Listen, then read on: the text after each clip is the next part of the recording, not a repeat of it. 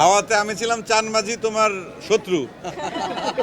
আর এইখানে চঞ্চল চৌধুরীর খেলাটা কিন্তু এখনো বাকি আছে। আমার মনে হয় যে ইনসাফ টুটা তাড়াতাড়ি বানালে দেখতে পারবে। দর্শকদের তো আমরা হলে বসেই বুঝতে পারি যে ছবি কেমন লাগছে। ভয়ও করছে যদি ওই রকম ভাবে যদি একটা যদি কোপ দিয়ে দেয়। আসলে আমার আজকের আসাটাও চমক, আর পর্দায় যারা ইনসাফ দেখতে আসবেন তাদের জন্য একটা চমক। তা সেই চমকটা আমরা না বলি, যারা হলে আসবেন, যারা ইনসাফ দেখবেন, তারা শেষ চমকটা দেখতে পারবেন যে চমকটা আসলে কি। আর আমি নিজে এসে নিজে চমকিত হয়েছি সব কিছু দেখে, কারণ দুর্দান্ত লেগেছে সত্যি কথা। সঞ্জয়ের কাজ, রাজের অভিনয়, ফারিনের অভিনয়, টোটাল টিম, বাবু ভাই ছিলেন, তারপর আমাদের নিধি আছে এখানে, নিধির ব্যাকগ্রাউন্ড স্কোর সব কিছু মিলিয়েই মানে অন্য এক ধরনের ফিল পাচ্ছিলাম। এবং অ্যাকশন সিকোয়েন্সগুলো তো আমার কাছে দুর্দান্ত লেগেছে, এবং আমার তো বিশ্বাস হচ্ছে না যে শরীফুল রাজি কি এখানে দাঁড়িয়ে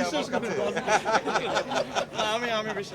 আমার ভয়ও করছে যদি ওই রকম ভাবে যদি একটা যদি কোপ দিয়ে দেয়। খুব ভালো লেগেছে, খুব ভালো লেগেছে। আমি ইনসাফের মানে প্রডিউসার থেকে শুরু করে ডিরেক্টর, যারা যারা কলাকুশলী যারা ছিলেন, সবাইকে আমার ভালোবাসা। এরকম এরপরে আরও ভালো একটা ছবি হবে। এবং আমি এটাও শুনলাম যে ইনসাফ 2 নাকি হতে পারে। এটা কি সত্য? সঞ্জয় কি বলে? তাকে খুশি ভাইকে, কারণ যেহেতু শেষে আমাকে কিভাবে যেন শেষে যখন আমাকে দেখালো, তার মানে কি আমি কি এইটুকুই শেষ? শুরু কিন্তু চঞ্চল চৌধুরীর শুরু এখান থেকে। কিন্তু পার্ট 2 তে বাবু ভাইকে পাবো না। বাবু ভাই কি মারা গেছে সত্যি? বাবু ভাইকে তো চাই। আমি তো আসলে পেছনের সিটে বসেছিলাম একদম শেষের দিকে। ওই সিটের আশপাশে অন্তত 100-200 লোক। আমার মনে হয় ঢাকা শহরে কেউই আজকে বাকি ছিল কি, মানে সঞ্জয় বোধহয় এমন কাউকে বাদ দেয় নাই মিডিয়া। এবং আসছে প্রচুর, মানে যে পরিমাণ দর্শক আমরা সিটে বসতে পেরেছিলাম, ঠিক তার ডাবল পরিমাণ বোধহয় বাইরে ছিল এবং দাঁড়িয়ে দেখেছে। আমি আজকে প্রথম ফাইনালি সিনেমাটা দেখলাম। আমার মনে হয় যে আমার টিমের সবার সাথে মোটামুটি দেখার একটা সৌভাগ্য হলো আমার ফাইনালি, যে সবাইকে নিয়ে সিনেমাটা দেখবো বলছিলাম। তো থ্যাংক ইউ সবাইকে, দাদাকে থ্যাংক ইউ দাদাকে। দাদা আসলে প্ল্যান করলো, যে প্ল্যান করার পরে সবাইকে নিয়ে সিনেমা দেখলাম। অ্যান্ড যারা আসছিলেন সবাই আমাদের খুব পরিচিত, অ্যান্ড সবাই খুব অ্যাপ্রিসিয়েট করছে সিনেমাটা নিয়ে। তো তৃতীয় সপ্তাহের পরে আসলে এখন সিঙ্গেল স্ক্রিনগুলো বাকি আছে আমাদের, অ্যান্ড আরও কিছু হল বাকি আছে আমাদের। ইনশাল্লাহ আমরা আরও কিছু বেটার কিছু এক্সপেক্ট করি আর কি। এই টার্নব্রেক প্যারের পিছনের কারিগরটা হচ্ছে বেসিক্যালি সঞ্জু সমদ্দার, আমি না। সো আসলে তার রাইটার, তার ডিরেকশন এবং টিমের এফোর্ট, তারপরে আসলে আমার পারফরমেন্স। তো এরপরে আসলে আমি ট্রাই করে গেছি একটা ভালো ক্যারেক্টার করার। তো আমার মনে হয় যে যারা স্ক্রিনে দেখেছেন ওদের আমার মনে হয় যে ভালোই লাগবে বা ভালো লেগেছে আমার মনে হয়। আমাদের সিনেমাতে আসলে মোশাররফ করিম এবং চঞ্চল চৌধুরীকে পাওয়া হচ্ছে আমার জন্য অনেক ভাগ্যের ব্যাপার। কারণ আমার সিনেমার ক্যারিয়ারে আসলে যাদের সাথে আমার কাজের সক্ষতা, বারবারই ওদের সাথে আমার দেখা হয়েছে অনেকভাবে, অনেক সিনেমাতে।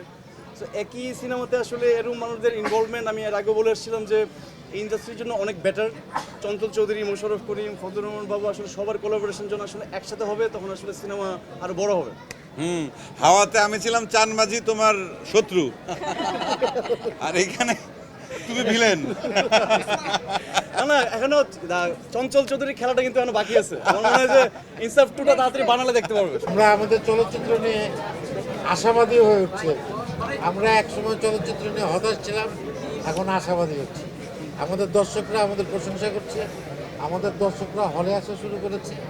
আর আপনাদের মাধ্যমে দর্শকদের কাছে আমাদের অনুরোধ যে আপনারা হলে এসে ছবি দেখবেন। এর মধ্যে অনেক দুর্ঘটনাও ঘটে, অনেক ছবি পাইরেসি হয়, নানানভাবে দেখে। সেটা না করে আপনারা যদি হলে এসে ছবি দেখেন, হলে এসে ছবি দেখলে আরও ভালো ভালো ছবি, আমাদের যারা প্রযোজক আছেন, খসরু ভাই আছেন, কালাম ভাই আছেন, ওনারা সাহসী উঠবেন। ওনারা যদি আবার নতুন করে ছবি তৈরির কথা চিন্তা করেন, তাহলে একজন ভালো ডিরেক্টর ছবি বানাতে পারবে। আমরা ভালো অভিনয় করার আবার সুযোগ তৈরি করব, এবং আপনারাও একটু পরবর্তীতে ভালো ছবি দেখার আপনাদের সুযোগ তৈরি হবে। তো এইটাই হচ্ছে মূল কথা। হ্যাঁ, এইটাই হচ্ছে মূল বিষয়, যে আপনারা আমাদের সঙ্গে থাকবেন, আমরা সবাই মিলে আমাদের ছবিকে আবার সামনের দিকে নিয়ে যাব। দর্শকদের তো আমরা হলে বসেই বুঝতে পারি যে ছবি কেমন লাগছে। এবং আমার পরিবারও ছিলেন, আমার স্ত্রী ছিলেন, চঞ্চলের পরিবার ছিল। তা আমরা তাদের ফেস দেখে কিন্তু বুঝতে পারি যে ছবিটা তারা এনজয় করছে এবং দর্শকরাও এনজয় করছে। ওটাই আমাদের স্বস্তির জায়গা। আমরা যখন আমাদের কাছের মানুষগুলো যখন আমাদের কাজ এনজয় করে, আমাদের প্রশংসা করে, এটা আমাদের অনেক স্বস্তির জায়গা এবং এটি আনন্দের জায়গা।